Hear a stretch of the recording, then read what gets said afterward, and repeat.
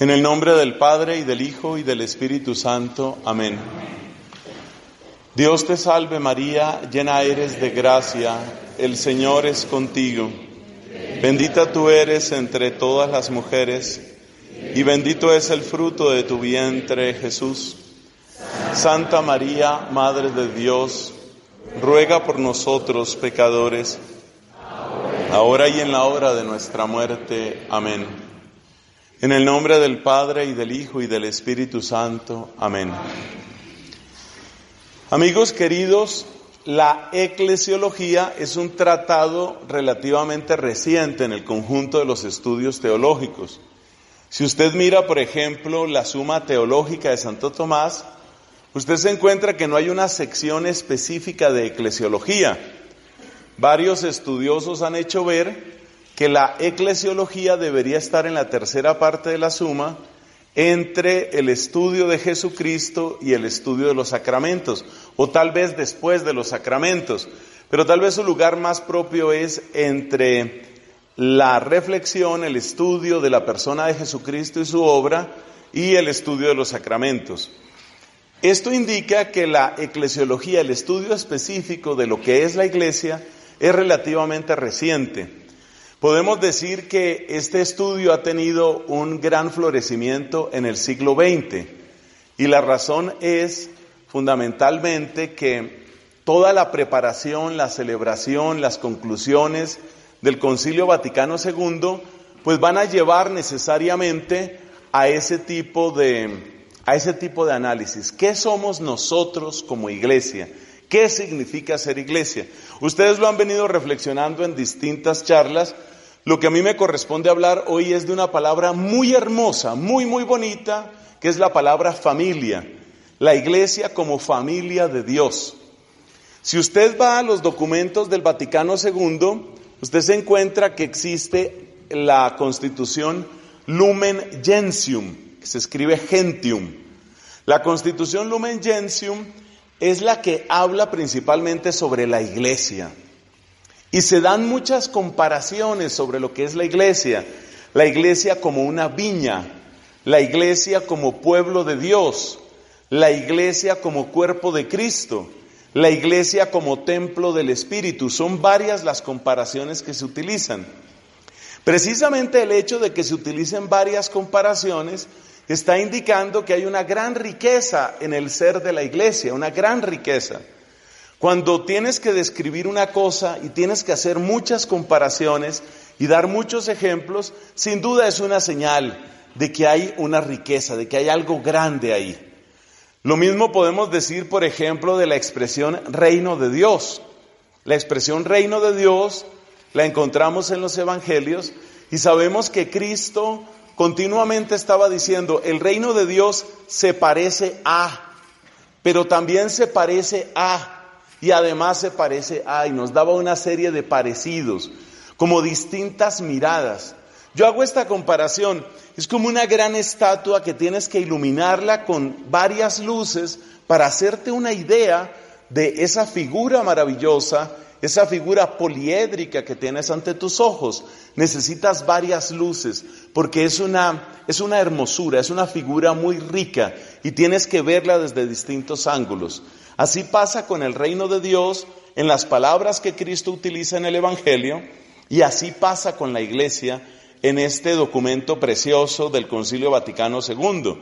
Hay distintas miradas, pero nosotros nos vamos a concentrar en una, ya dijimos, vamos a hablar de la Iglesia como familia.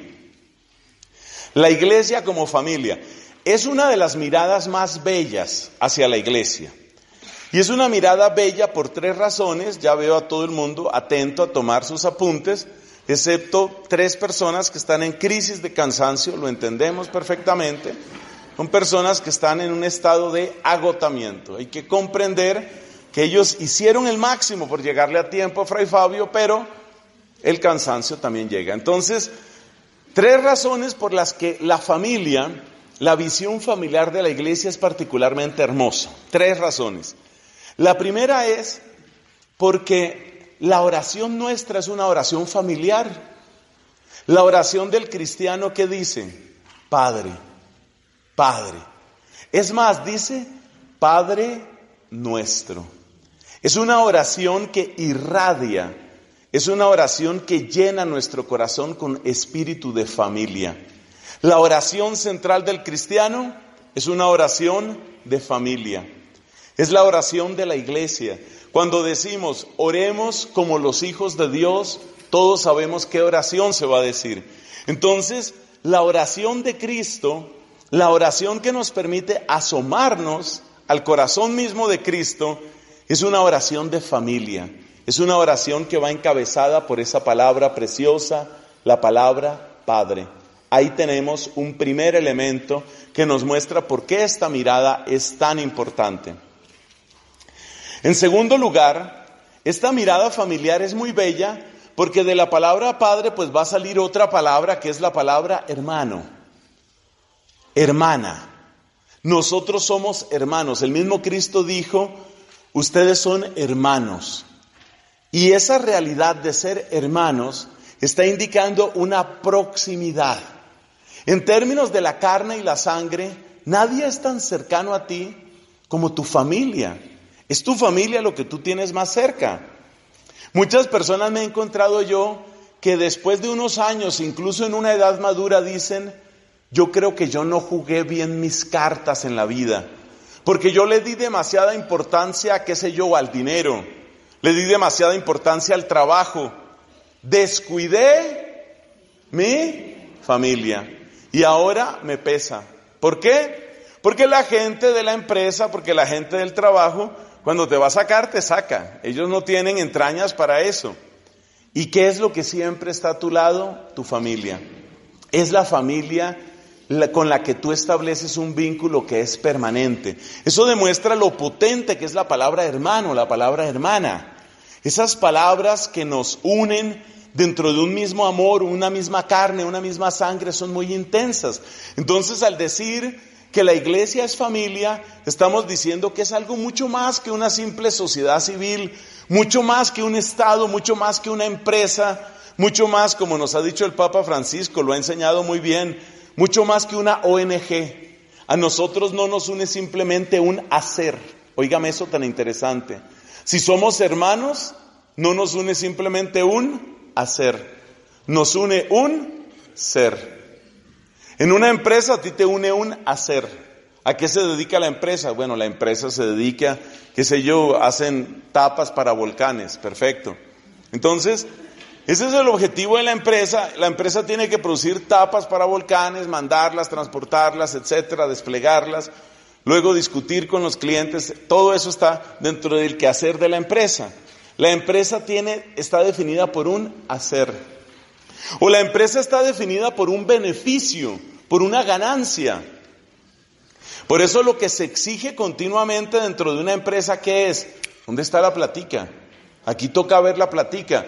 Y si un gerente no está dando la platica, no nos sirve. Siguiente junta de accionistas, quíteme ese señor, no nos sirve. Porque nos interesa la plata, nos interesa el lucro, nos interesa el hacer, nos interesa la actividad.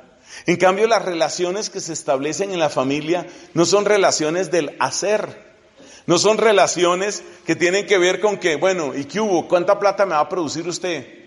No, simplemente eres mi hermano, somos hermanos toda la vida.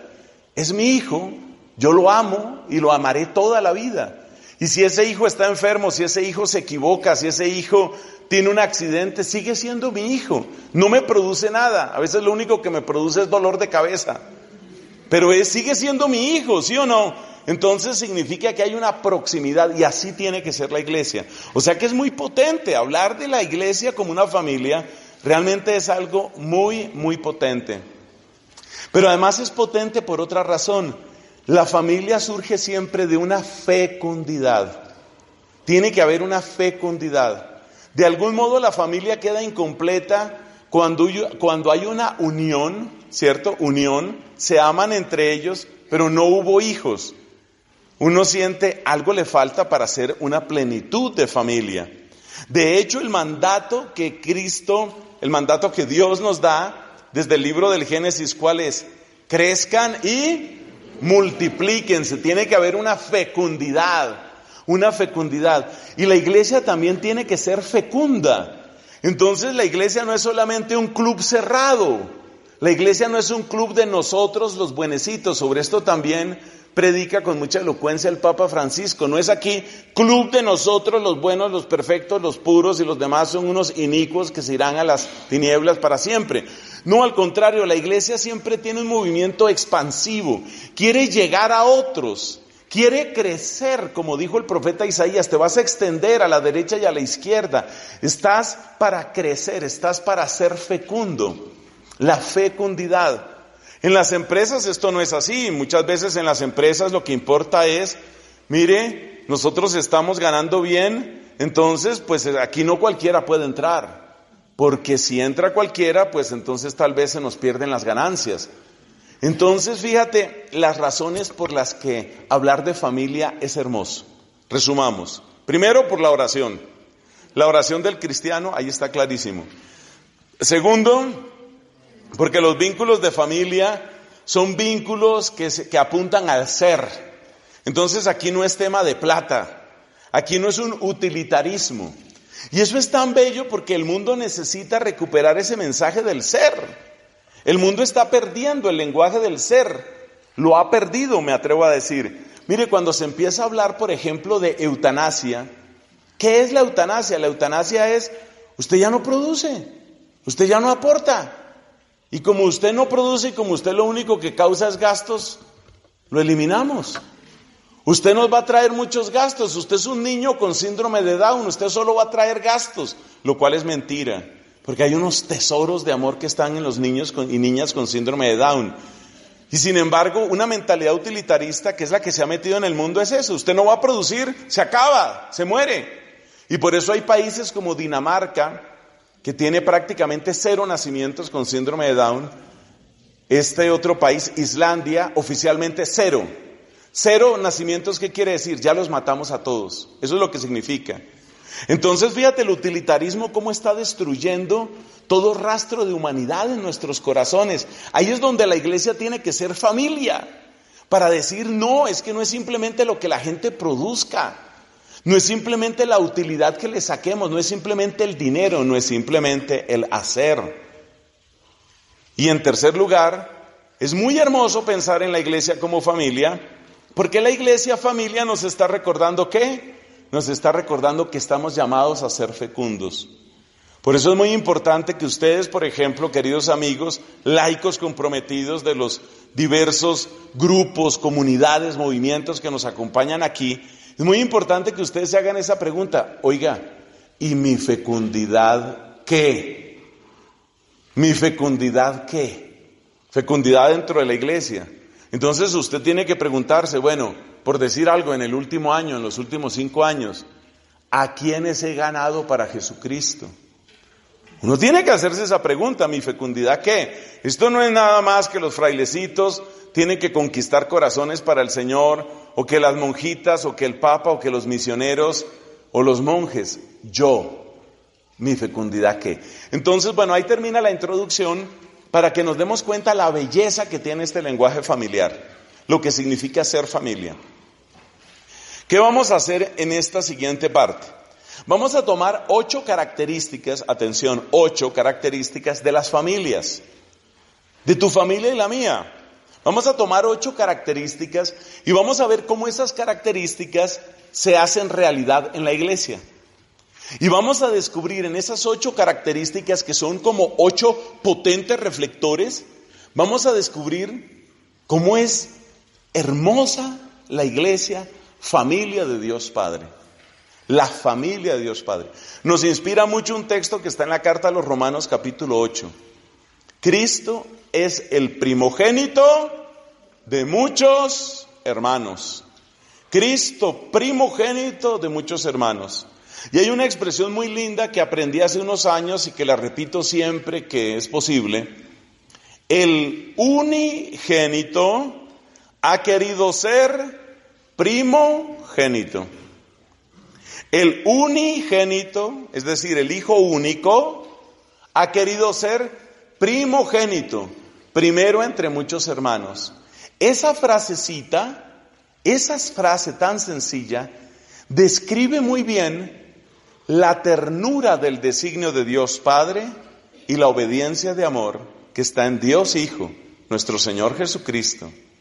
Se la repito, el unigénito ha querido ser primogénito, sin necesitar de nosotros, porque no somos nosotros los que enriquecemos a Cristo, no somos nosotros los que completamos a Cristo, es Cristo el que de su plenitud ha derramado gloria y bendición sobre nosotros. Dice el apóstol San Pablo en el capítulo 1 de la carta a los Efesios, nos ha bendecido en Cristo con toda clase de bendiciones espirituales y celestiales. Entonces, Cristo no necesita de nosotros. Yo no voy a completar a Cristo, yo no lo voy a completar. Más bien, es Él el que ha querido darme de su plenitud. De su plenitud todos hemos recibido gracia sobre gracia, dice el Evangelio de San Juan en el capítulo 1. Gracia sobre gracia. Porque la ley la recibimos de Moisés, la gracia y la verdad la hemos recibido de Jesucristo. Entonces, que nos quede muy claro eso. Y ahora sí examinemos estas 8 características. ¿Qué hace posible que exista esa realidad humana que se llama familia? ¿Qué hace posible que exista familia? Lo primero que nos damos cuenta es que la familia nace de un amor. La familia nace de un amor. Amor que tiene dimensiones físicas, tiene dimensiones emocionales, tiene dimensiones espirituales, por mencionar solo 3.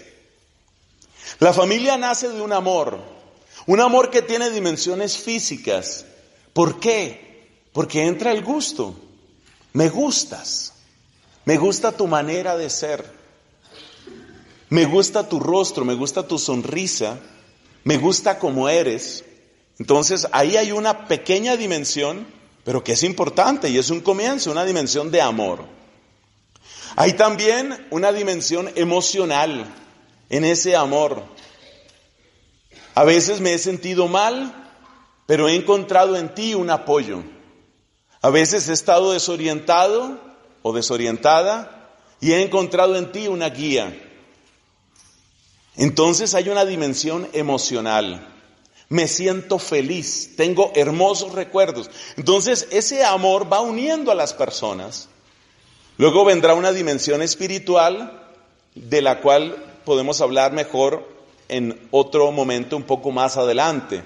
Como ese amor que empieza de esta manera muy sensorial incluso, luego va creciendo, va madurando, incluso podemos decir se va sublimando hasta llegar a una gran altura espiritual. Entonces la familia nace de un amor y eso está dentro del plan de Dios. Un amor que supone una alegría, un amor que supone una unión. El libro del Génesis nos habla de estas 2 cosas, de la alegría y de la unión. Capítulo 2 del libro del Génesis. Ahí se nos habla, por ejemplo, de la alegría que siente Adán cuando Dios le dice, bueno, ahí está doña Eva, tiene que decirle doña. Ahí está Eva. ¿Y qué dice Adán? Adán dice, esta sí, él se alegra, porque todo el universo era poco para él. Qué hermoso que es el Génesis, qué hermosa que es la palabra de Dios. Fíjate el sentido tan profundo que tiene esto. Adán era dueño único de todo lo que existía, no era dueño único del universo. Eran suyas todas las montañas, todos los animales, todos los cultivos, todos los ríos. Incluso si vamos a extenderlo más, los espacios siderales eran suyos. Pero aún poseyendo todo eso, estaba solo. Aunque tuviera el mundo estaba solo.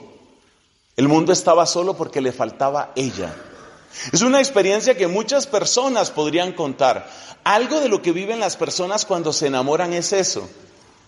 Yo aparentemente tenía todo, pero faltabas tú. Y cuando llegas tú, yo me siento completo. Esa sensación de completarse es la que se expresa en frases que son muy populares. Aquello, por ejemplo, de la media naranja.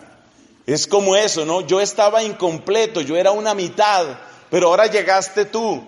y entonces ahora sí estoy completo. Adán estaba incompleto y siente la alegría de sentirse completo, de sentirse alegre con ella. Y nos dice también el libro del Génesis, y serán los dos una sola carne, unidad. O sea, dos características muy propias del amor están claramente enunciadas en la Escritura, en el origen de la familia, unidad y amor.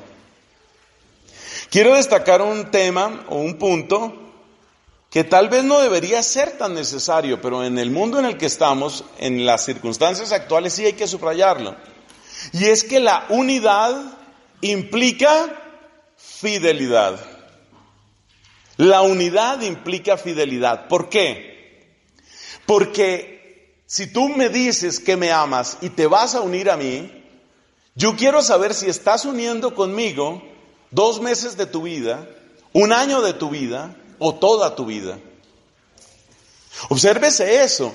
La unidad es unidad de vidas. Son vidas que se unen. Entonces, una ruptura en esa unidad, en el fondo significa, no me entregué, no fui tuyo, no fuiste mía. En el fondo no hay entrega.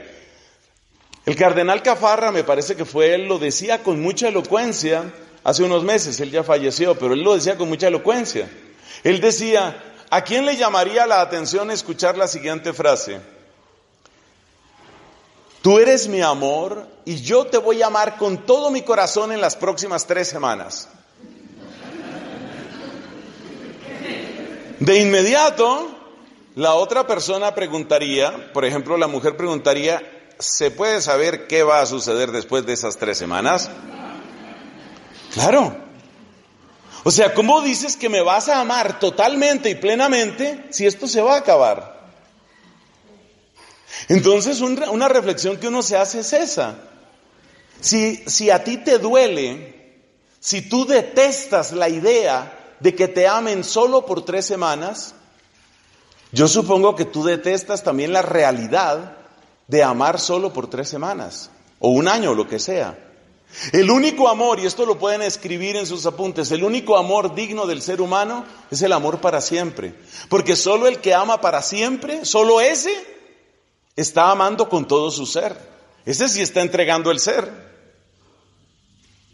Entonces, al amar para siempre, le está diciendo a la otra persona, yo no solo te amo con lo que tengo ahora, con las posibilidades que tengo ahora, con la salud que tengo ahora. Yo ya te estoy amando con mis canas, que aquí hay gente que ya las tiene, por cierto. Yo ya te estoy amando con mis canas, yo ya te estoy amando con lo que yo voy a hacer. Esa es la verdadera unión. Entonces yo quiero subrayar ese hecho, donde no hay unión, donde no hay fidelidad, no hay verdadera unión. Si no hay verdadera fidelidad, no hay verdadera unión. Y por eso el atentado contra la fidelidad es necesariamente una traición y es necesariamente una ruptura. Y por eso la sensación dolorosa de desconcierto, de traición de la persona, cuando se da cuenta que las palabras eran vacías. Pregúntele a una persona, tal vez algunos aquí lo hayan vivido, pregúntele a una persona que ha sido traicionada, que ha sido abandonada. Si usted se vuelve a encontrar las cartas, hoy tocaría decir los WhatsApp, si usted se vuelve a encontrar las cartas de su príncipe donde dice, te amo, ¿a qué le sabe ese te amo en este momento? Me sabe a mentira, me sabe a amargura, me sabe a traición, eso no es real, eso no era real. Entonces, el amor, ese es el primer punto. Definitivamente la familia nace del amor. Pero el Evangelio según San Juan en el capítulo 1 tiene una frase, obsérvese que yo solo digo los capítulos, no digo los versículos. Es una estrategia para que usted se vea obligado a buscar en la Biblia cuál es el versículo. De modo que cuando usted llega a su casa con sus apuntes y usted mira que no tiene ni un solo versículo, tal vez me salga alguno, usted no tiene los versículos, entonces usted dice, no me duermo hasta que no encuentre los versículos. En el capítulo 1 de San Juan, ¿qué dice? Dice, que también nosotros hemos nacido de un amor. Refiriéndose a los cristianos, refiriéndose a los creyentes, dice, estos no han nacido del deseo de varón, estos no han nacido de la carne y de la sangre, estos han nacido de Dios. O sea que también la iglesia nace de un amor. Es muy interesante la comparación entre el patriarca Jacob, también llamado en la Biblia Israel, y nuestro Señor Jesucristo. Es muy interesante esa comparación. Jacob tuvo 12 hijos, que son precisamente los que dan nombre a las 12 tribus de Israel. Él tuvo esos 12 hijos en un total de 4 mujeres. 2 hermanas, que se llamaban Lía y Raquel, y luego 2 ayudantes, servidoras, esclavas, dice la Biblia literalmente, una de Lía y otra de Raquel. O sea que Jacob tuvo hijos en esas 4 mujeres y en total tuvo 12 hijos. ¿Qué le movió a tener esos hijos? Amor. Amor que significaba deseo, deseo de sexo, deseo de unión. Un deseo que le llevó a unirse con un total a lo largo de su vida de esas 4 mujeres. Eso dio origen a las 12 tribus de Israel. Esto se cuenta en el libro del Génesis. Jesucristo tiene 12 apóstoles, pero es muy hermoso ver que Jacob, según lo explica expresamente el libro del Génesis, engendra a sus hijos de noche, los engendra en medio de la pasión, en medio del sexo, uniéndose en distintos momentos a esas mujeres, a Lía y a la empleada de Lía, a Raquel y a la empleada de Raquel, o sea, un poco desordenada la cosa, pero en todo caso, en la noche, movido por el apetito sexual, movido por ese amor físico, Jacob fue engendrando sus 12 hijos. ¿Qué nos dice San Lucas? Que también Jesús de noche engendró sus hijos. Pero los engendró ¿cómo? Orando. Pasó la noche en la oración de Dios. Y después de una noche de oración, después de una noche de amor, después de una noche de ese amor que está por encima de la carne y la sangre, Jesús elige a sus 12, que van a ser los cimientos de lo que nosotros conocemos como la iglesia. O sea que nosotros también, como seres humanos de carne y hueso, somos frutos de amor, amor físico en primer lugar, entre alguien que es mi papá y alguien que es mi mamá. Tú y yo somos fruto de amor físico, claramente. Pero en cuanto cristiano yo también soy fruto de amor, pero de otro amor. Y toda la iglesia ha nacido de ese amor. Ese amor que se expresa en esa noche de oración de Cristo para elegir los apóstoles. Ese amor que tiene su celebración de bodas sobre el incómodo lecho de la cruz. La cruz es el incómodo lecho en el cual Jesucristo da todo su amor. Así como Jacob en las noches daba todo su amor a aquellas mujeres, así Jesús en la noche de la cruz da todo su amor, y de todo ese amor nacemos nosotros, de todo ese amor ha nacido la iglesia. Como dice hermosamente la liturgia de nuestra iglesia católica, del costado dormido de Jesucristo en la cruz ha nacido la iglesia.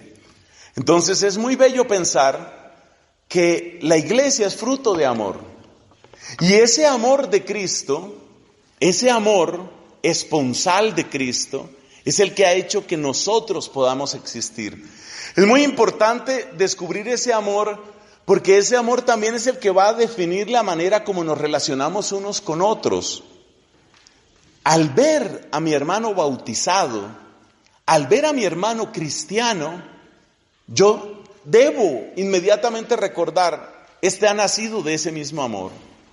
Ha nacido del mismo amor del que yo he nacido. Por eso somos familia, por ese amor. Entonces, en nuestras familias ha habido amor, repito, es un amor que tiene dimensiones físicas, emocionales, espirituales. En la familia de Dios, que es la iglesia, también hay amor. Y el amor que ha dado origen a que nosotros existamos, ese amor no es otro sino el amor de Cristo en la cruz. Pero si lo pensamos bien, no es solo amor de la segunda persona de la Trinidad, es amor de Dios Padre. Porque la razón por la que está Cristo en este mundo es amor. Juan capítulo 3, versículo 16. Ok, ya le regalé un versículo. Usted se lo sabe, tanto amó Dios al mundo que le dio a su Hijo único. O sea que nosotros hemos nacido del amor del Padre. Entonces el Padre también está implicado en el origen de cada uno de nosotros como miembros de la iglesia. Y luego ese amor es amor del Espíritu. ¿Dónde está eso? Romanos capítulo 5. El amor de Dios ha sido derramado en nuestros corazones con el Espíritu Santo que se nos ha dado. Entonces fíjate cómo está toda la Trinidad amándonos y dando origen a esa familia que es la iglesia. Amor de Cristo, ¿dónde se testifica? Nadie tiene amor más grande que el que da la vida por sus amigos. Amor del Padre, ¿dónde se testifica? Tanto amó Dios al mundo que envió a su Hijo para que quien crea en Él no perezca, sino que tenga vida eterna. Amor del Espíritu, ¿dónde se testifica? Romanos capítulo 5. El amor de Dios ha sido derramado en nuestros corazones con el Espíritu Santo que se nos ha dado. Entonces, así como en las familias hay amor, así en la familia de Dios hay amor. Amor de la más alta calidad. Observemos que el amor de Jacob, que era amor carnal, que era amor de deseo por las mujeres, ese amor de Jacob produjo rencillas. Ustedes recuerdan, por ejemplo, que el preferido de Jacob siempre fue José. José, que era hijo de Raquel. Realmente la mujer a la que él más amó fue Raquel. Pero obviamente la hermana de Raquel, que también estaba unida a Jacob y que se llamaba Lía y era hermana mayor de Raquel, pues sentía rivalidad con Raquel. Y esa rivalidad entre Lía y Raquel queda luego, podemos decir, trasvasada a los hijos. Entonces hay unas rivalidades que se dan entre los hijos de Lía y la empleada de Lía, los hijos de la empleada de Raquel y los hijos de Raquel, que en realidad solo fueron dos, José y Benjamín. Entonces José y Benjamín fueron siempre los preferidos, como decimos a veces en Colombia, los cuchicuchi de su papá, Jacob, pero siempre fueron los envidiados y los detestados de los demás. Porque el amor carnal, el amor que es solamente carnal, suele terminar en eso, en rivalidades, en envidias. Por favor, ver Gálatas capítulo 5, donde se habla en cómo termina el amor carnal. Esto es muy importante porque ustedes pertenecen a una realidad familiar y es muy importante que nuestras familias no se queden solo en el amor carnal. Jacob conocía el amor carnal, amor de deseo hacia la mujer, amor de unión con la mujer, pero resulta que ese amor cuando se queda solo en la carne termina en rivalidad, en celos, en peleas. De eso nos habla el apóstol San Pablo en el capítulo 5 de la carta a los Gálatas. En cambio en la iglesia no ha de ser así, porque nosotros hemos nacido de un amor diferente. Son 8 puntos, pasemos al segundo. ¿Qué otra característica tiene una casa, una familia, mejor digo? Pues tiene una semilla. Una semilla quiere decir un principio de fecundidad. Esa semilla se hace fecunda en la unión entre el esposo y la esposa. Y esa semilla pues es la que hace posible que vengan los hijos. Pues también en la iglesia está esa semilla. ¿Cuál es esa semilla? Parábola del sembrador. La semilla es la palabra de Dios. Entonces en la iglesia se concede y se renueva la fecundidad cuando se predica la palabra de Dios. Si tú tienes un terreno maravilloso y no siembras nada, no obtienes nada. Es necesario sembrar, es necesario predicar. Es indispensable la predicación. La predicación de la palabra divina es la que va a depositar esa semilla. Es verdad, nos advierte la misma parábola del sembrador, es verdad que parte de esa semilla se va a perder. Eso es cierto.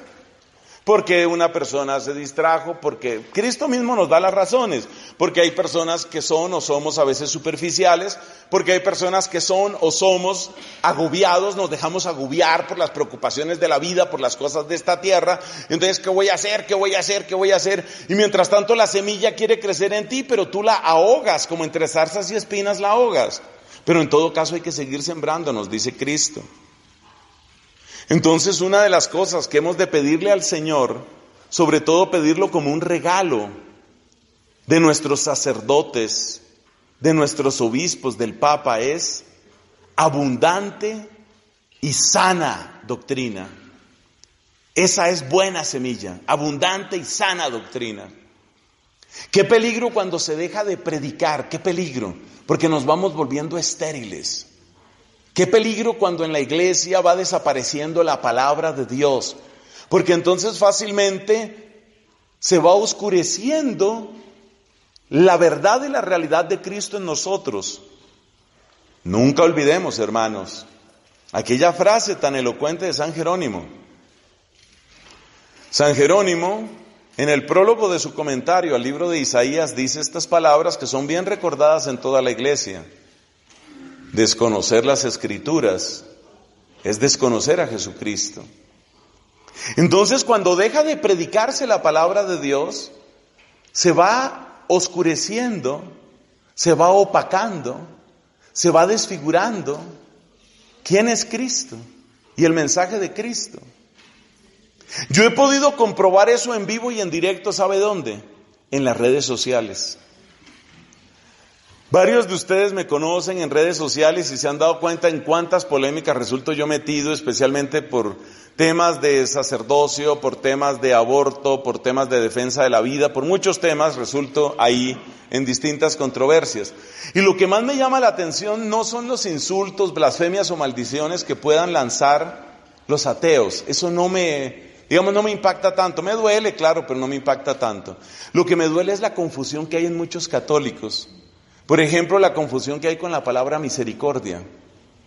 Hay una cantidad de gente que cree que la misericordia es convivencia con el pecado, no denunciar el pecado. Han convertido la misericordia en un simple acto permanente de acogida, como el médico que lo único que le hiciera al paciente sea: pero ¿cómo está de mal usted? Venga y le doy un abrazo. Usted está muy mal, oiga, usted está que arde en fiebre, le voy a dar otro abrazo. Claro, al cuarto abrazo se le murió el paciente, pero murió abrazado. Hombre, el paciente no necesita solo abrazos y acogida, necesita remedios, necesita antibióticos, probablemente necesita una inyección que puede ser dolorosa, tal vez tienen que hacerle una operación, que es algo que le da miedo al paciente, pero hay que hacerlo porque se le ama. Entonces, ¿qué está pasando en nuestra época? Que la falta de siembra de la buena semilla hace que la gente empiece a confundirse. Con la famosa frasecita esa del no juzgar, la gente está confundidísima, porque lo aplican singularmente a las cuestiones de sexo, pero hay una tremenda confusión sobre este tema.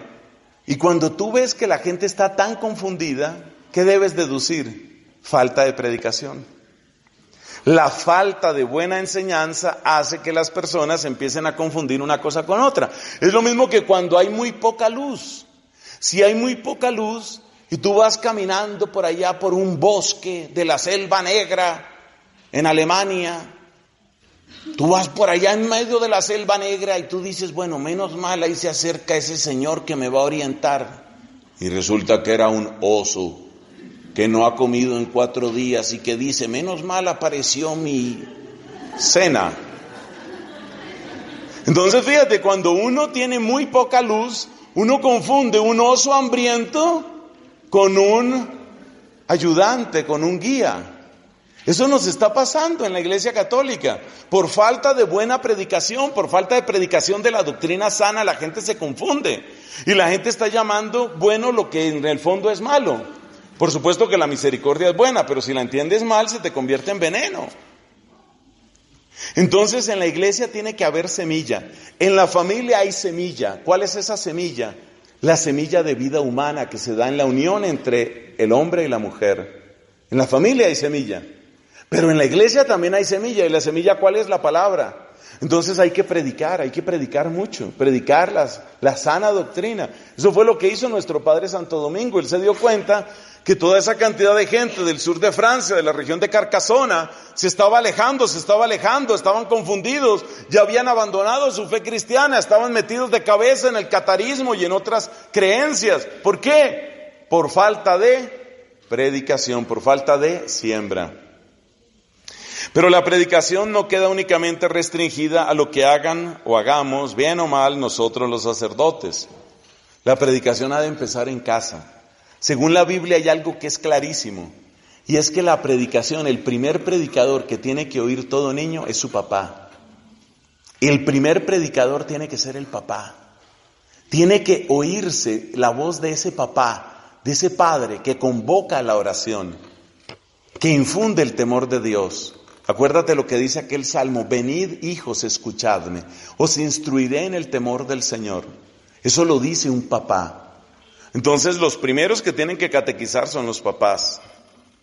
Pero en la iglesia, ese deber corresponde muy singularmente a los señores obispos y a nosotros sacerdotes, colaboradores suyos. Tercero, ¿qué hay en toda familia? Pues en toda familia hay una casa que tiene unas normas. Eso sí que lo conocen muy bien los jóvenes, ¿no? En la casa hay normas. Cuando usted tenga su casa, allá hará como usted quiera, pero en esta es una casa decente. ¿Qué son estas horas de llegar? Esta es una casa decente. En mis tiempos, eso fue el siglo pasado, en mis tiempos a nosotros nos inculcaban muchas cosas, muchas normas que yo creo que tenían su sabiduría. Después de tal hora ya no se llama por teléfono. ¿Por qué? Porque esa es una casa decente y esta es una casa decente. Nosotros sabíamos plenamente que después de 9:30, máximo 10 de la noche, cualquier llamada telefónica es que algo pasó. Algo y lo que pasó fue grave. Entonces las casas tienen normas, las casas tienen acuerdos mínimos. Una casa no puede funcionar de otra manera. Tiene que haber horarios, tiene que haber espacios, tiene que haber responsabilidades compartidas. La casa es de todos. Y un gran esfuerzo educador que tienen que hacer los papás y sobre todo las mamás es inculcar esos principios en los hijos. No es que aquí no se come en cualquier momento, esto es una casa. Y sueltan su respectiva frase: este no es un hotel. Este no es un hotel para que usted venga y coma a la hora que a usted le parezca. Aquí hay horario, aquí hay... ¿Eso qué significa? Que toda casa tiene normas. Y así nos educan, así nos educan. Nos van dando responsabilidades. Como hizo mi mamá, por ejemplo. Nosotros fuimos 4 hijos, todos varones. Las amigas de mi mamá la compadecían. ¿Usted cómo va a ser? O sea, nos veían como potenciales fieras. ¿Usted cómo va a ser? Pero mi mamá, gran pedagoga, ella nos enseñaba muchas cosas. Por ejemplo, nos enseñaba, esto se llama tetero. ¿Cómo se llama esto? Y uno todo pequeñito, inocente, tetero, mamá. Bueno, esto se llama viruta. ¿Cómo se llama? Viruta, mamá. La viruta se usa para el piso. A ver, esto se llama virutear. Entonces mi mamá nos enseñaba a virutear. Y nos enseñaba a encerar. Y nos enseñaba a lavar la ropa. Y nos enseñaba a lavar los platos. ¿Y usted es menos hombre por eso? No. Eso son normas. Eso es educación. Si usted enseña, por ejemplo, a los varones, a que ellos son príncipes coronados y que todo el trabajo lo tienen que hacer las niñas, usted le está haciendo un daño terrible a ellos y a ellas. No, las cosas tienen unas responsabilidades. Entonces, la casa tiene unas normas.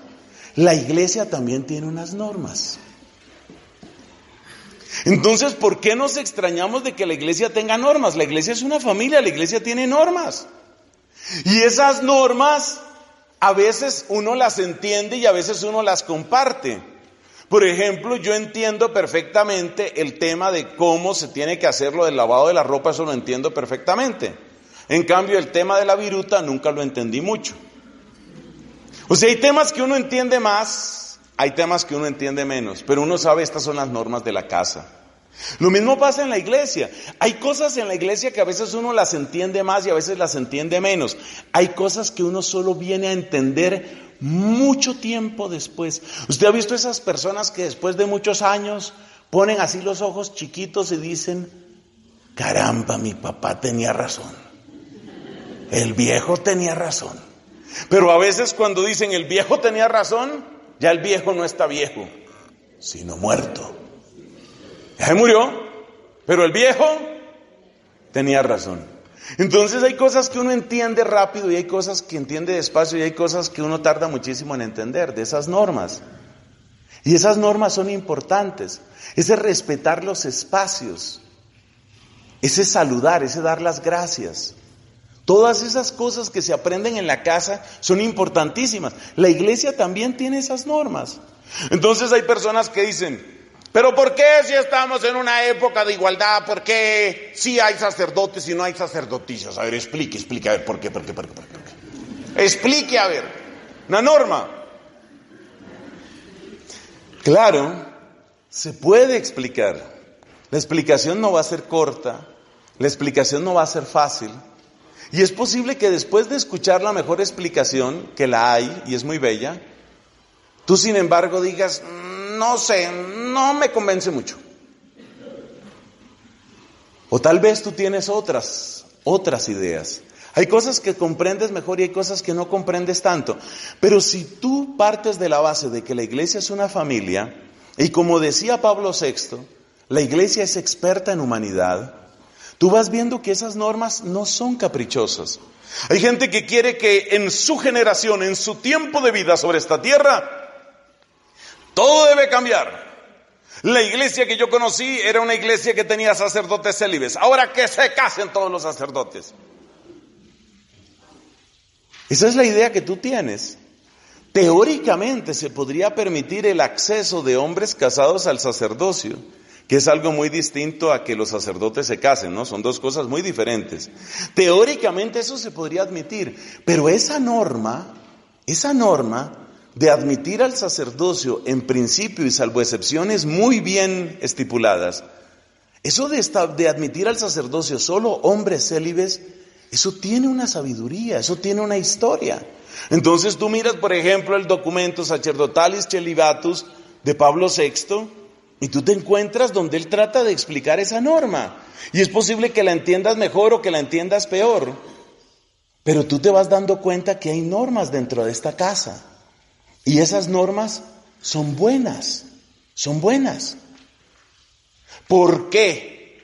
A ver, colores litúrgicos. ¿Cuáles son los colores litúrgicos? Verde para el tiempo ordinario, morado para Cuaresma y para Adviento, blanco para Pascua, rojo para el Espíritu Santo, los mártires y los apóstoles, rosado en 2 ocasiones, donde se hace como un poco más leve la penitencia, tanto en Adviento como en Cuaresma.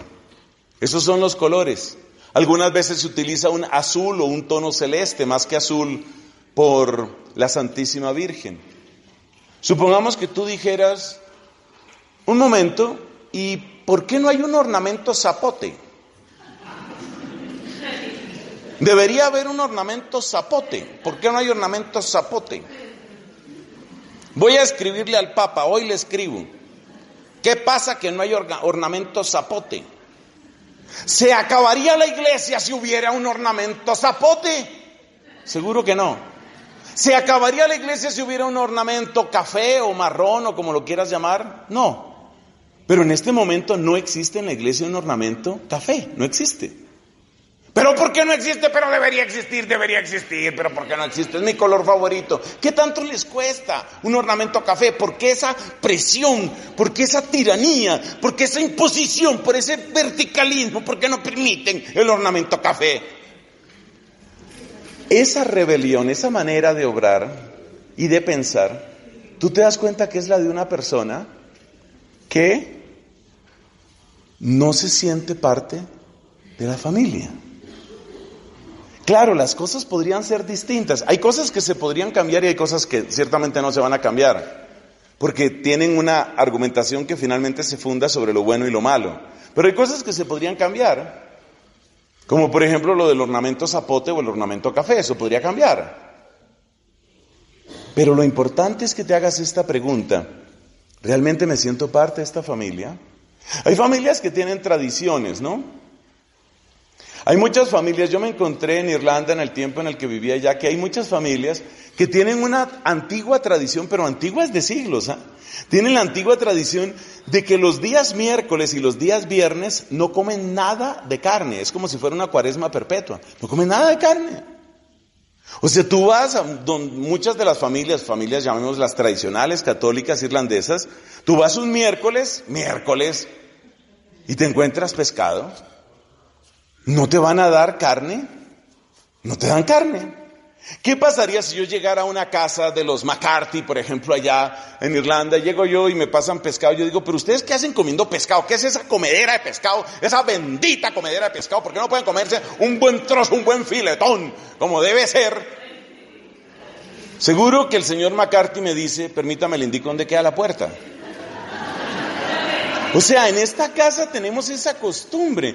Entonces hay que entender que en la iglesia hay normas, muchísimas de las cuales se apoyan sobre una distinción moral entre lo bueno y lo malo. Muchas otras tienen un origen que es un poco más, digamos, de costumbre, consuetudinario, y podría cambiar. Pero es que es ahí donde tú aprendes a ser familia. Entonces, después de crecer y de volverte amigo de los McCarthy, después de estar muchos años con ellos, tú sientes, ese es el estilo de ellos, así es como ellos han organizado su vida. Entonces, en la iglesia hay normas que son más o menos fundadas en un razonamiento que impide cambiarlas, y hay otras normas que tal vez se podrían cambiar, pero que son parte del espíritu de familia. Y nuestro primer impulso no debe ser que la iglesia se parezca a lo que a mí me gusta. Lo primero es habitar la casa. Primero vuélvete verdadero habitante de la casa. Tal vez después algo se puede cambiar, tal vez después. Por eso la iglesia, según los estándares de muchas personas, va demasiado despacio. Desde que yo recibí la ordenación sacerdotal en el año 1992, yo estaba suspirando por algo que solo llegó con el pontificado del Papa Francisco. Yo siempre, y yo no sé si algunos aquí se acuerdan de eso porque, bueno, tendría que ser una gran coincidencia, pero yo siempre, después de mencionar a la Santísima Virgen en la plegaria eucarística, yo siempre mencionaba a su esposo San José, porque siempre me pareció que era lo más normal y lo más natural, junto a ella, su esposo San José. Yo quería ese cambio. No estaba prohibido mencionar a San José, pero el misal no lo decía. Después de años y años y años, el Papa Francisco dice, es bueno mencionar a San José. Y si ustedes miran los últimos misales, ya está siempre San José ahí. Entonces la iglesia va en cámara lenta porque es una familia, porque las costumbres de una familia no se violentan. Algunas, te insisto, no van a cambiar nunca ni tienen por qué cambiar, porque lo bueno es bueno y lo malo es malo. Hay otras, en cambio, que son normas consuetudinarias, que no son sino fruto de determinadas circunstancias históricas, contingentes. Esas podrían cambiar. Pero nuestro primer impulso no debe ser cambiarlas. Lo primero es ser habitante de la casa. Imagínate que tú entraras a ser al club de fanáticos. Voy a pertenecer al club de fanáticos de Millonarios, supongamos, o Nacional, o América, o lo que sea. Entonces voy a ser parte del club de fanáticos de Nacional. Bueno, tengo una idea. Ahora que he entrado al club de fanáticos, cállese todo el mundo, tengo una idea. ¿Qué quiere decir allá el recién llegado? Propongo que cambiemos ese verde ridículo, cambiémoslo por color zapote.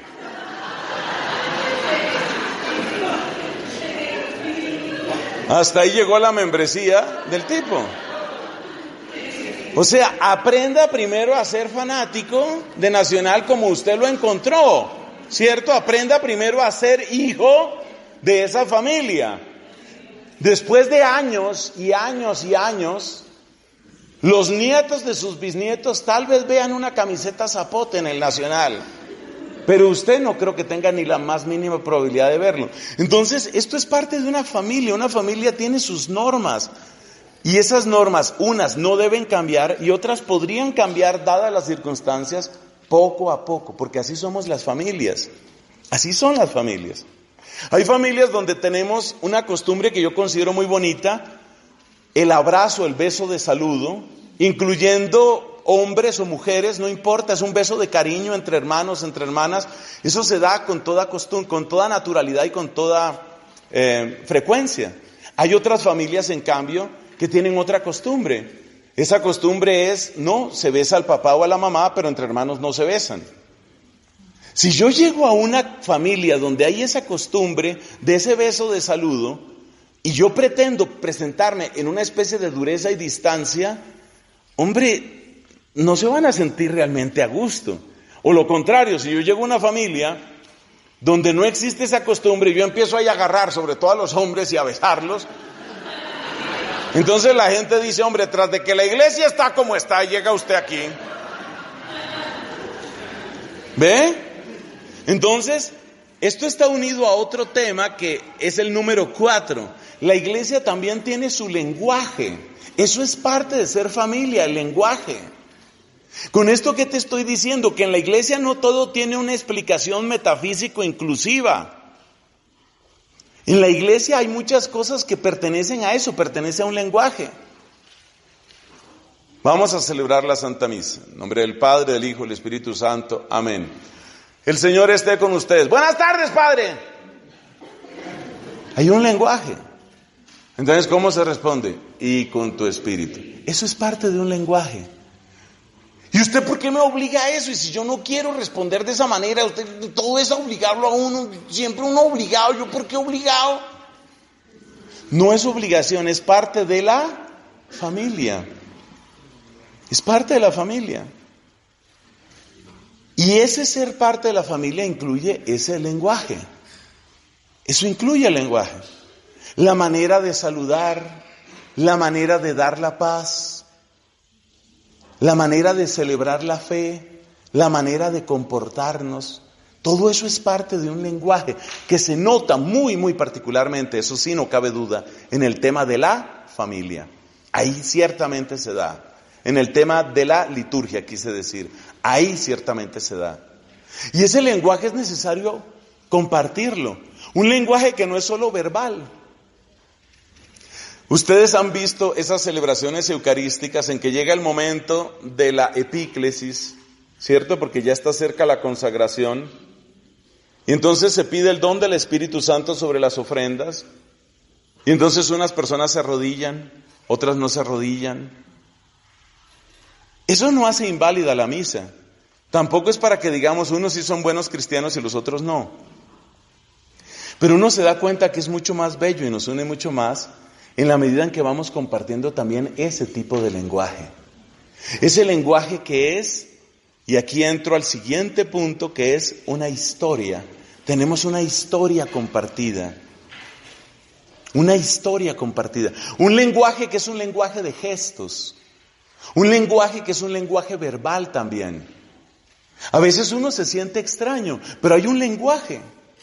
Por ejemplo, el decirle al sacerdote su reverencia o decirle padre espiritual, se entiende. El decirle al obispo su excelencia, el decirle al cardenal su eminencia. A veces tú te sientes raro con eso, pero eso es parte también de un lenguaje. Así como, por ejemplo, se le dice, a las religiosas se le dice hermana, así como, por ejemplo, utilizamos esas distintas expresiones, eso es parte de un lenguaje. Y ese lenguaje nos está conectando con una historia. Entonces el quinto elemento que existe en toda familia es una historia.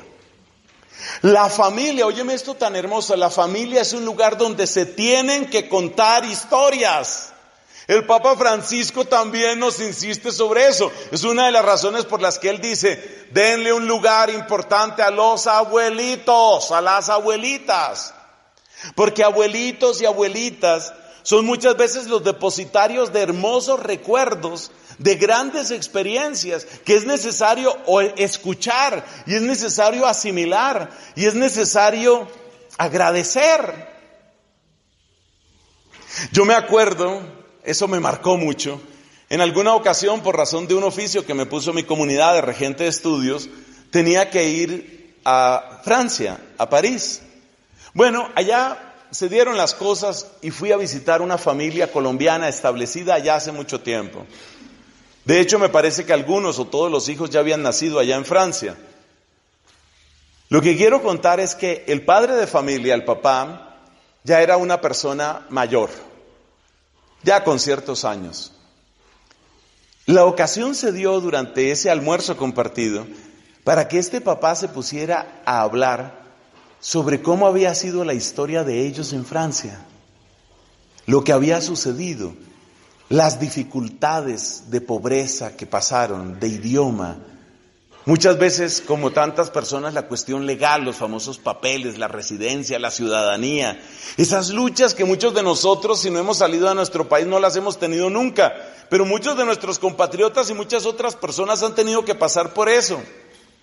Y este hombre, en una larga conversación, en un precioso monólogo, en más de 30, 40 minutos, lo que hubiera sido, cuenta todo ese relato del camino que ellos habían hecho, las estrecheces del comienzo, todos comprimidos en una habitación porque no había más espacio, comiendo prácticamente de regalo, repitiendo siempre los mismos alimentos, que es lo único que se puede comprar. No vaya a decir, por favor, cuando vaya a Francia, deme, por favor, 30 pesos de pan francés. En Francia no pidan pan francés, hágame el favor, ¿sí? Entonces, ¿qué toca pedir allá? La baguette, ¿no? La baguette. Entonces, usted pide la baguette, o sea, el pan francés.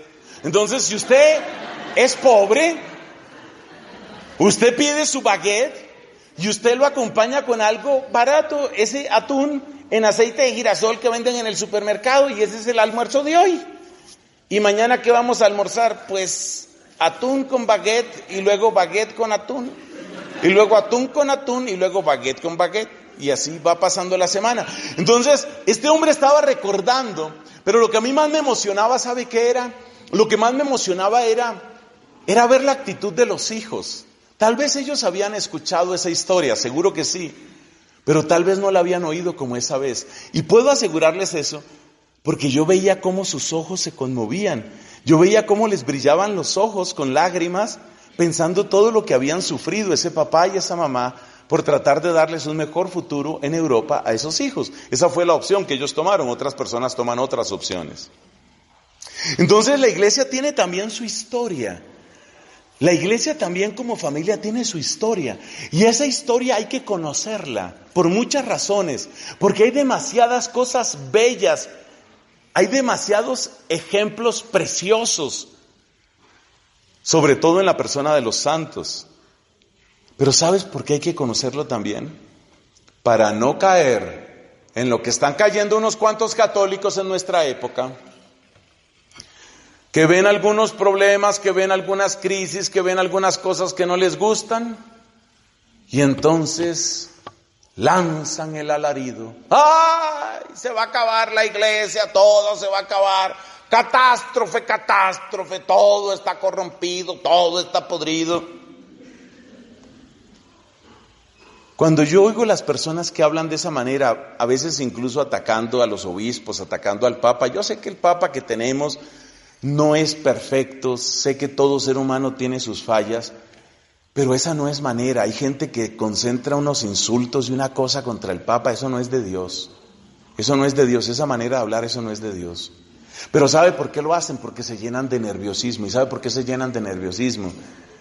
Porque no conocen historia de la iglesia. Mira lo que fue el siglo de hierro, el siglo X de la historia de la iglesia. ¡Ay, Dios! Uno mira ese siglo X y uno dice, pero ¿cómo fue que la iglesia católica logró sobrevivir a eso? ¡Qué guerras, envenenamientos, asesinatos, corrupción de una manera espantosa! Y mira tú lo que pasaba en el siglo II, en la época de Santo Domingo, y mira tú lo que pasaba, el siglo XIII, perdón, y mira lo que pasaba en el siglo XIV. Esos dos siglos más o menos los conozco por mis grandes amigos, Domingo de Guzmán, Tomás de Aquino, Santa Catalina de Siena. Mira lo que pasaba en esa época. Mira lo que le tocó a la pobre Catalina, es que no me puedo aguantar las ganas de contarlo. Ella murió en 1380, pero en 1378 se dividió la iglesia, había dos papas. 2 papas, un papa en Aviñón, un papa en Roma, y esta mujer sufriendo y esta mujer orando, y había 2 papas, y después, eso pasó en 1378, ella muere en 1380, y cuando ella muere hay 2 papas, o sea, un papa y un antipapa en realidad, y esa división sigue, y luego en un momento dado hubo 3 papas, eso acabó en 1417, o sea, fue una situación terrible. Si tú sumas, ¿eso cuántos años son? Esos son 39 años. Entonces son 39 años de terrible confusión y de terrible daño en Europa y en todo el orbe cristiano. Y la iglesia sobrevivió a eso. Y mira, después de eso, eso fue siglo XIV, comienzos del siglo XV. Asómate al siglo XVI, ¿qué te encuentras? Un Papa Julio II, más ocupado en proteger los estados pontificios que en proteger cualquier otra cosa. Y luego te encuentras a Alejandro VI, un desastre, un escándalo de hombre, y era papa. Y ahí estamos hablando solo de papas, pero problemas de obispos, problemas de sacerdotes, problemas de concilios. En el siglo V se reúne todo un concilio en Éfeso, es conocido en la historia como el latrocinio de Éfeso. En el comienzo del siglo V se reúne todo un concilio para negar lo que creía la iglesia, básicamente para tratar de reinstaurar la herejía arriana, y era todo un concilio, y la iglesia sobrevivió a eso. Entonces, toda familia tiene historias. Mis amigos colombianos de París tienen sus historias, y hay que oír esas historias, hay que saber por cuáles pasaron, y entender que la familia salió adelante. Y uno tiene que amar la historia de la iglesia, porque si no, cualquier problema que te encuentres, entonces ya el párroco, una vez me pasó con una señora: padre, estoy terriblemente escandalizada, yo creo que estoy perdiendo la fe. Yo dije, ay Dios mío, ¿qué le pasó? ¿Qué le pasó? ¿De dónde vendrá esta señora? ¿Qué le tocó ver? ¿Quién sabe qué escándalo? Imagínese, padre, vengo de misa. El padre lo noté tan distraído, mire, estaría tan distraído, me ha dolido tanto, ni siquiera nos dio la bendición al final, padre. O sea, la iglesia se está acabando, padre. A ver si estoy entendiendo bien. Usted dice, la iglesia se está acabando porque el padre estaba distraído y se le olvidó dar la bendición final. O sea, la iglesia se está acabando porque no le dio la bendición final. Bueno, yo conozco a ese padre se estaba muriendo de un dolor de muelas. Yo no sé cómo pudo dar esa misa. Y usted ya acabó la iglesia por el dolor de muelas del padre. Yo sé que en la iglesia pasan cosas serias, que no todo es simplemente como que se le olvidó dar la bendición. Yo sé que están pasando cosas muy serias en la iglesia. Yo sé que hay escándalos dolorosos, yo sé que hay problemas de abusos, yo sé que hay problemas de mala formación doctrinal en seminaristas y sacerdotes. Hay cosas graves. Yo no estoy minimizando los problemas, lo que quiero decir es que a medida que tú vas conociendo más la historia de tu familia, que se llama la iglesia, a medida que vas conociendo mejor tu familia, vas aprendiendo a poner en perspectiva. No es que a uno no le duelan las cosas, es que le duelen de otra manera y con una esperanza distinta. Bueno, ¿qué elementos llevamos? En toda familia hay amor, hay semilla, hay normas, hay lenguaje, hay historia, llevamos 5. En toda familia hay patrimonio, ese es el número 6. Hay un patrimonio y una herencia. De esto nos habla especialmente el apóstol San Pablo.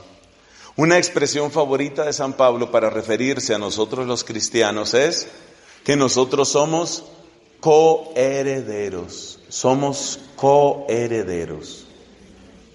¿Qué significa esa expresión? Nosotros hemos recibido el mismo patrimonio. Hemos recibido la misma herencia. Estamos llamados a recibir la misma herencia que recibe el Hijo. Somos coherederos. En varios lugares lo presenta San Pablo, por ejemplo, en la carta a los Romanos. Coherederos. Hemos recibido la misma herencia. Hay un texto que me gusta mucho para hablar de esto del patrimonio común de nosotros los creyentes. Ese texto es el capítulo número 17 del Evangelio de Juan. Frase que me haya hecho llorar de alegría, de gratitud y de humildad tantas veces. La que está en la oración que hace Jesucristo en el capítulo número 17 de San Juan. He aquí lo que dice Cristo, he aquí la frase que tanto me conmueve. Quiero, Padre, dice Jesús, quiero que los ames con el mismo amor que me tenías a mí antes de la creación del mundo.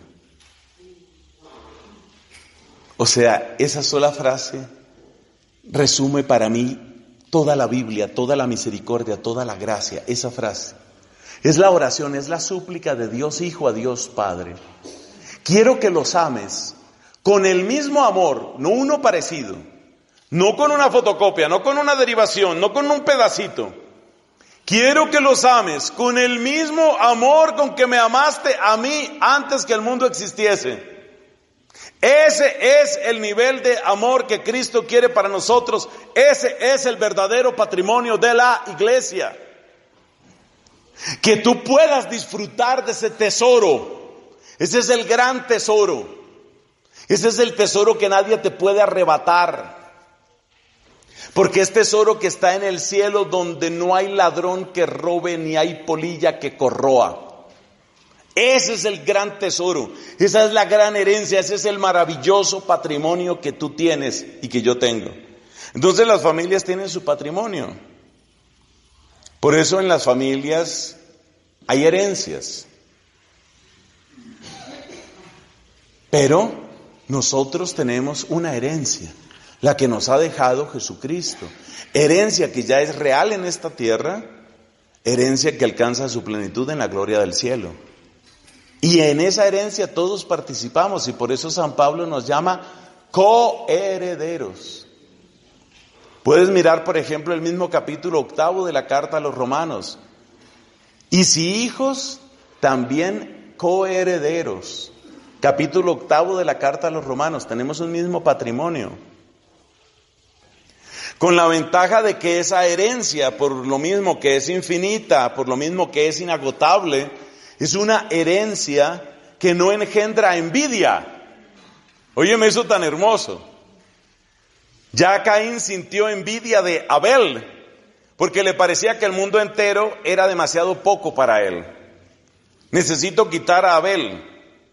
Después me deshago de mis papás, quedo yo como dueño único de todo. Ese es Caín. Lo finito de la creación siempre será poco para el ser humano, siempre. Entonces, ¿qué es lo que nos enseña? ¿Qué es lo que nos enseña San Pablo? ¿Qué es lo que nos enseña el Nuevo Testamento? Que nosotros somos beneficiarios de una herencia infinita. Y por eso no hay entre nosotros envidia. Por eso no hay necesidad de buscar quién es el primero, quién es el segundo, quién es el que sobresale, a quién aplauden, a quién quieren, a quién le dieron, a quién no le dieron. Esas disputas son propias de los que están buscando las cosas, los tesoros, los puestos y los aplausos de esta tierra. Pero el que tiene certeza de esa herencia celestial, ese no discute. De ahí la grandeza de los santos que han brillado en la humildad, como un Francisco de Asís, como un Martín de Porres. ¿Cuál es el secreto de la alegría de Martín de Porres, que parece que no tiene absolutamente nada de nada en esta tierra? Incluso no tiene ni el reconocimiento muchas veces de sus propios hermanos de comunidad. Pero ¿cuál es la alegría que tiene este Martín de Porres? ¿De dónde surge su alegría? De que él sabe cuál es la herencia. Él sabe qué es lo que va a recibir. Por favor, leer esos capítulos últimos, especialmente 4 y 5 de la carta a los Filipenses. Cómo está convencido el apóstol San Pablo de que no está corriendo en vano. Leer también la parte final de la segunda carta de San Pablo a Timoteo, cómo él dice: yo sé que el Señor, justo juez, me tiene reservada corona. O sea, mi tesoro está seguro, mi tesoro nadie me lo puede quitar.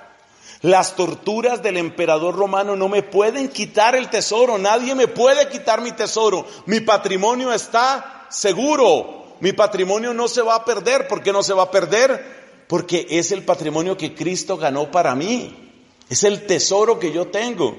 Y ese tesoro produce seguridad, produce fortaleza, y ese tesoro está vacunado contra la envidia.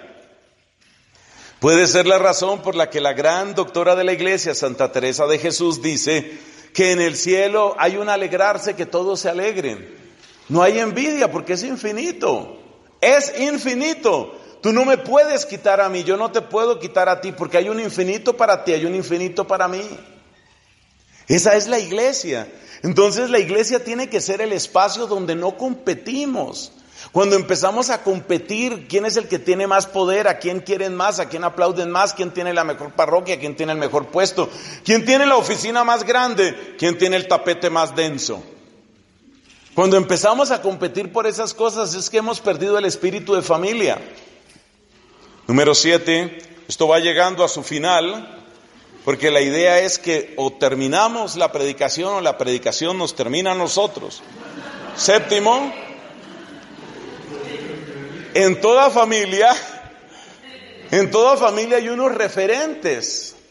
En toda familia hay unos referentes.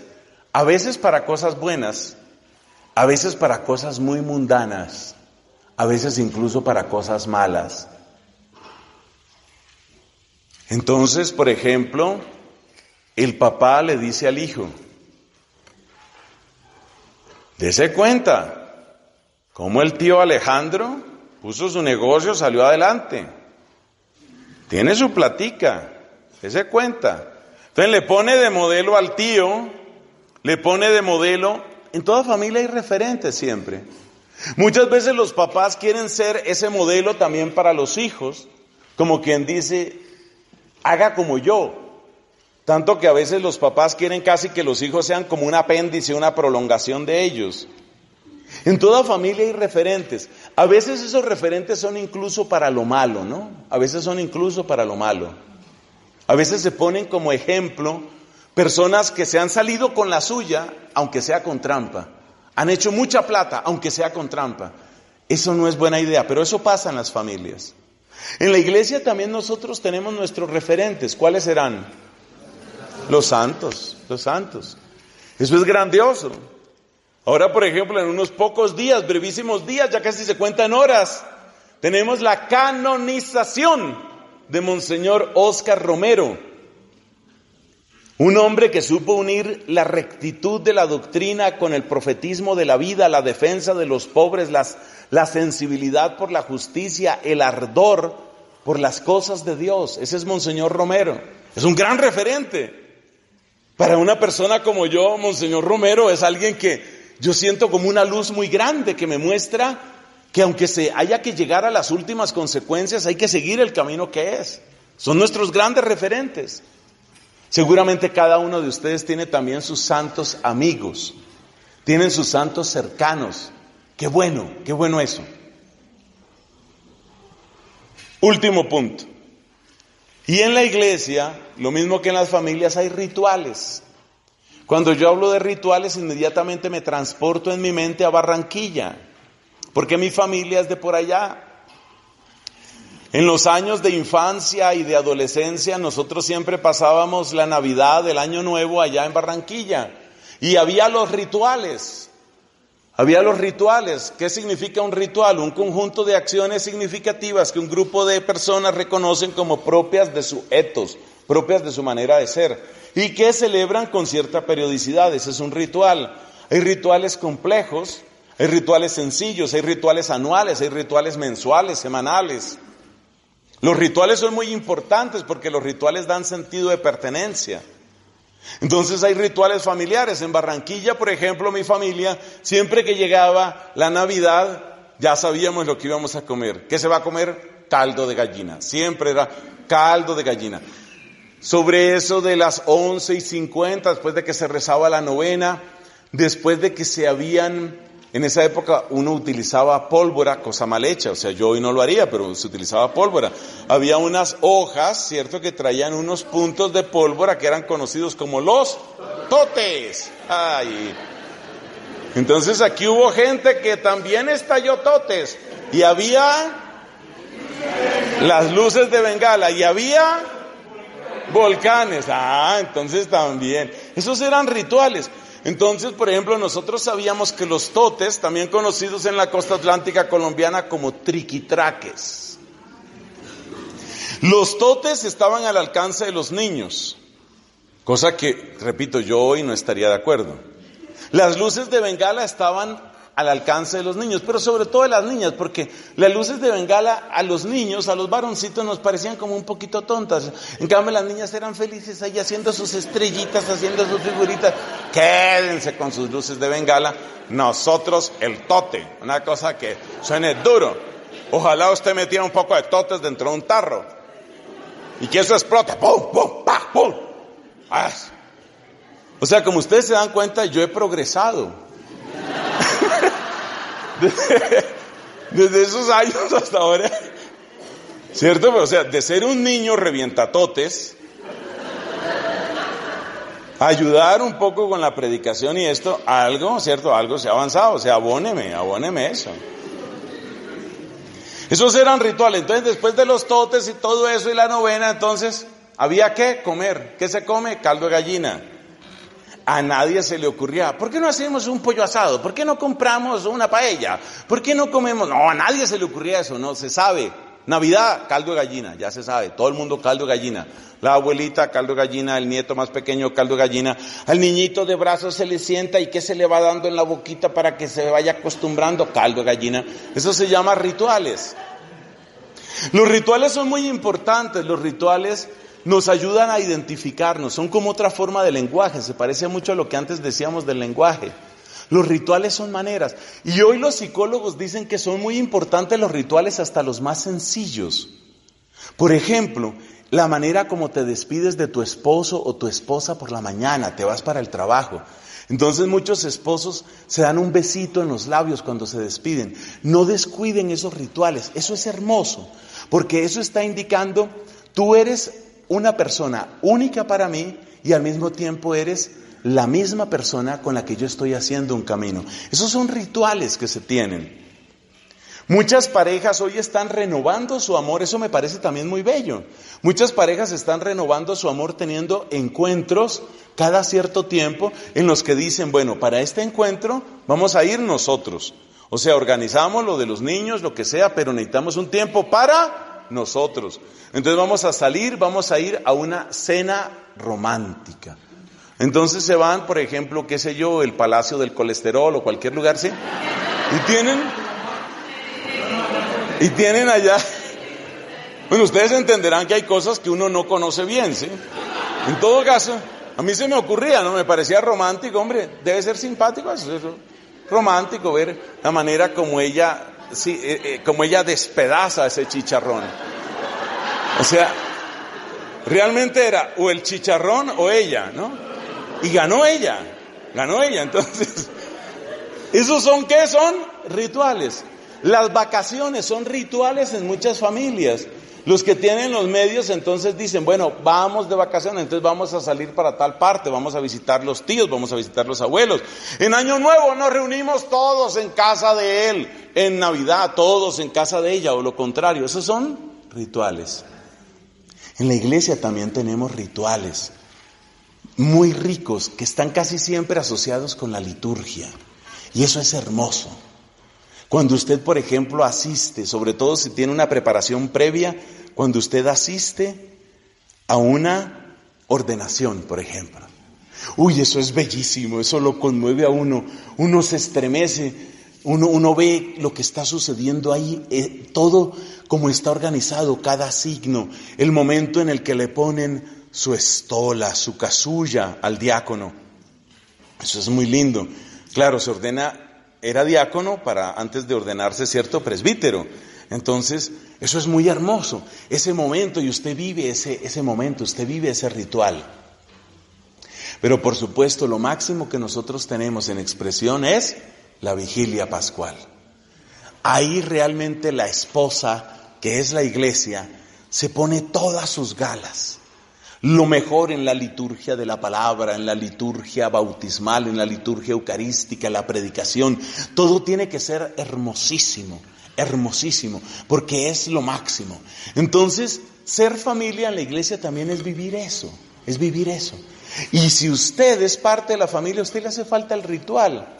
Así como probablemente a esa esposa le haría falta ese beso, ese besito en la boca, le haría falta, bueno, ¿y por qué se fue y no se despidió bien de mí? Dice ella, ¿por qué no se despidió bien de mí? Si él siempre se despide así, o sea, le hace falta esa parte, porque ella siente que yo no soy cualquiera en la vida de él, yo soy su esposa, a mí no me debe tratar de otra manera, yo soy su esposa. Entonces le hace falta, así tiene que ser el cristiano. El cristiano tiene que sentir que le hace falta. Para muchas personas, incluso hay lo que podríamos llamar rituales personales. Rituales personales. Hay personas que están tomando la saludable costumbre, por ejemplo, de rezar el Santo Rosario todos los días. Y llega el momento en el que si no lo pudiste rezar, no te sientes bien. Sientes, me hizo falta. Así no es. Quiere decir que ya estás entrando en una dinámica muy hermosa. Hay familias en las que se rezaba, eso es muy escaso hoy, pero hay que recuperarlo, se rezaba el rosario en familia.